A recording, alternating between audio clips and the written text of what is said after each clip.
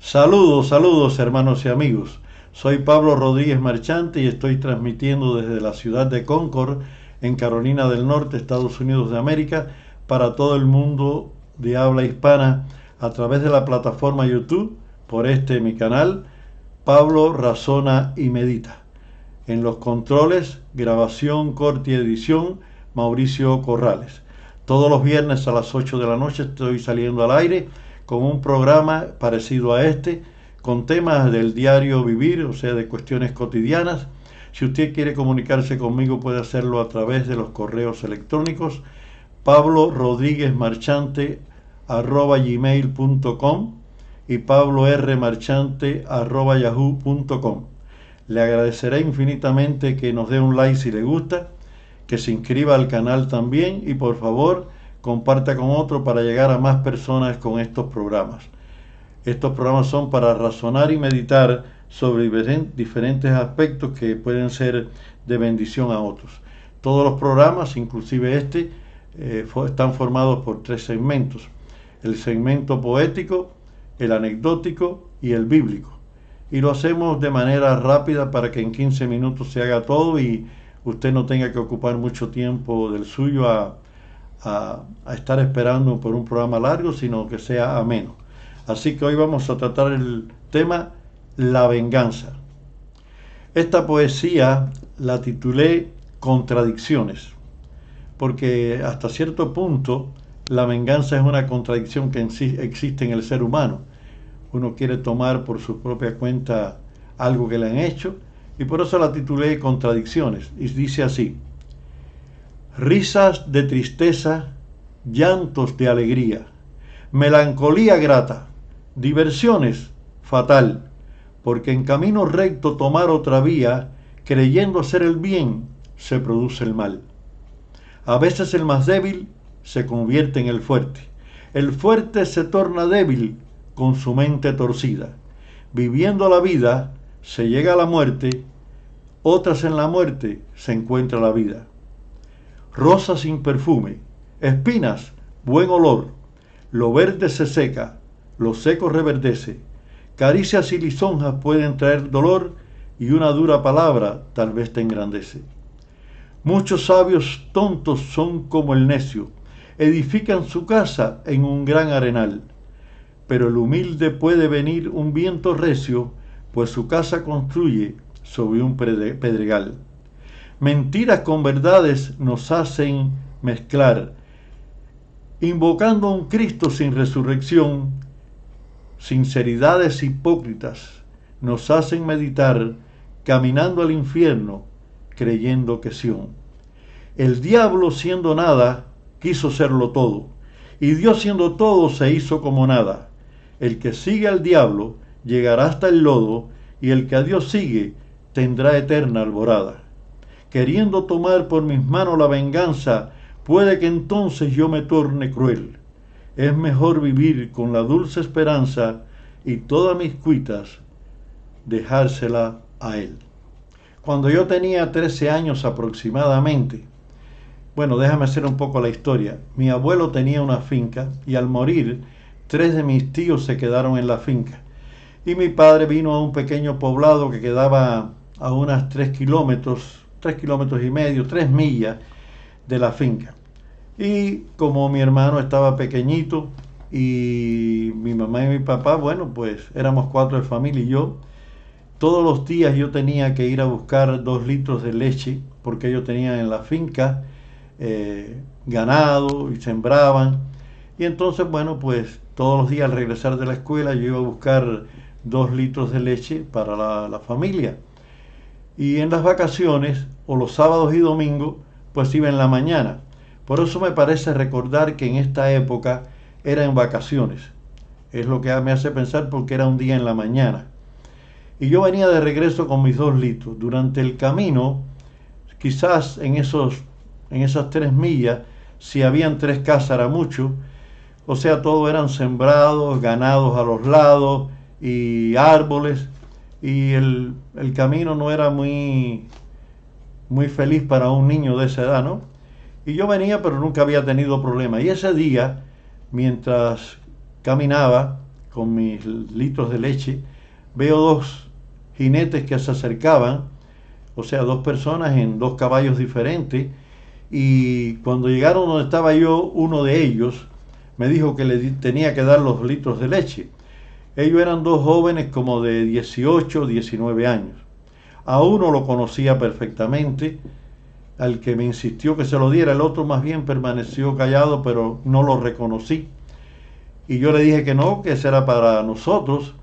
Y entonces me empezó a dar con lo que tenía en la mano, que le llamamos cuero, para darle al caballo, para arrearlo.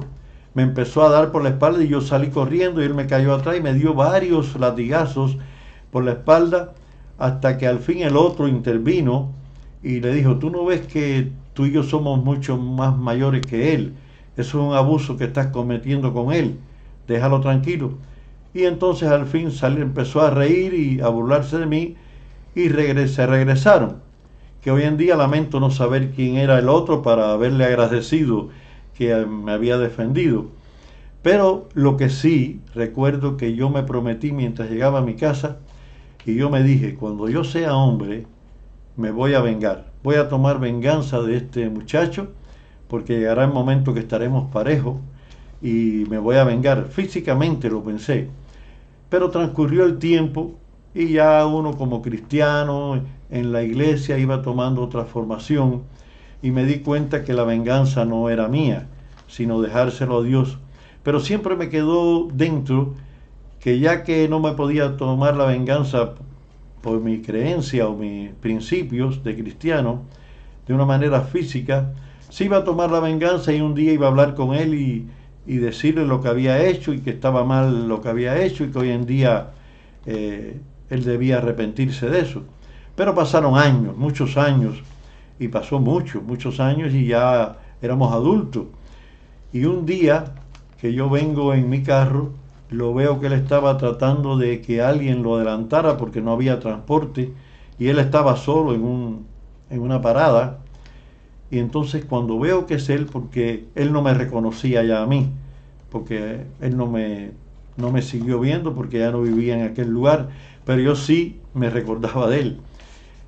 Di un giro y le dije para dónde iba. Me dijo para dónde, yo sabía, y me dijo: ¿me va a llevar? Digo: sí, como no, monte. Y lo monté. Pensé decirle algo primero, pero después me recordé de una película que yo había visto hacía mucho tiempo, que se titulaba, que algunos de ustedes quizás la vio, Nuevo en esta plaza, que era la vida de un torero llamado Palomo Linares, el cual él pensó vengarse también de un hombre que no lo dejó entrar al rodeo cuando él era un niño.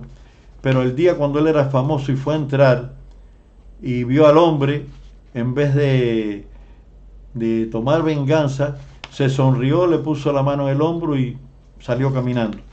Dije: voy a hacer lo mismo. Entonces íbamos hablando de una manera muy animada, él agradeciéndome en el camino que gracias, porque hay personas todavía buenas que hacen favores. Y yo dije: sí, como no, yo puedo hacerte el favor. Y lo llevé hasta donde iba, se despidió, le deseé buena suerte, me sonreí. Y cuando terminó y él lo vi alejarse, sentí un alivio enorme dentro de mí. Sentí un alivio porque ya esa era la venganza. Que él no me había reconocido, no se había dado cuenta que era yo, pero yo no tomé ninguna venganza y se lo dejé a Dios.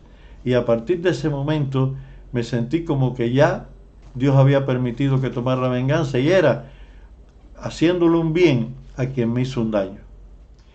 En el libro de San Mateo, capítulo 5, versículos 38 al 41, dice lo siguiente: oíste que fue dicho ojo por ojo y diente por diente, pero yo os digo, no resistáis al que es malo, antes a cualquiera que te hiera la mejilla derecha, vuélvele también la otra, y al que quiera ponerte a pleito y quitarte la túnica, déjale también la capa, y a cualquiera que te obligue a llevar carga por una milla, ve con él 2.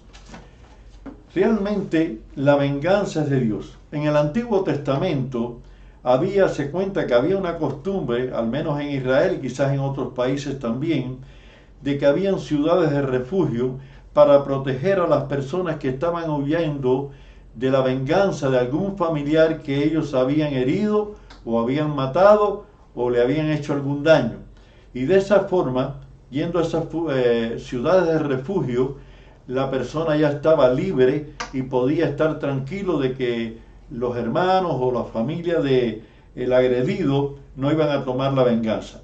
Era una práctica bastante extendida vengar la sangre de un pariente. Era costumbre en la antigüedad eso. Cuando herían o algo, bueno, un familiar cercano tenía que tomar venganza sobre la persona que había ejecutado el crimen o el daño, y era una costumbre muy normal.